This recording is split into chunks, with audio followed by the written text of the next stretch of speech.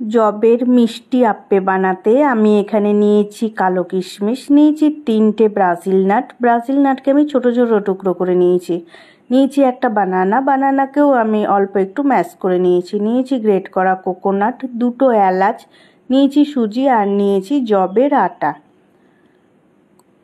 এলাচকে আমি অল্প একটু থেতো করে নিয়েছি আর একটা বড় বাটিতে সব উপকরণগুলো নিয়েছি আর অল্প জল দিয়ে আমি উপকরণগুলোকে মেখে একটা ব্যাটার বানিয়ে নিয়ে আমি 20 মিনিট রেস্টে রেখে দিয়েছিলাম যাতে সুজিটা ফুলে নরম হয়ে যায়।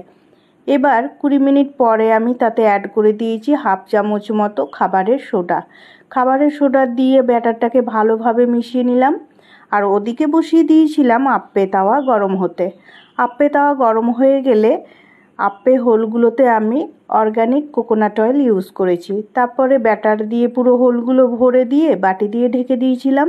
একটু পরে বাটি তুলে দেখি যে সমস্ত আপ্পেগুলো ফুলে গেছে। তারপরে উল্টো পিঠও সেঁকে নিয়েছি।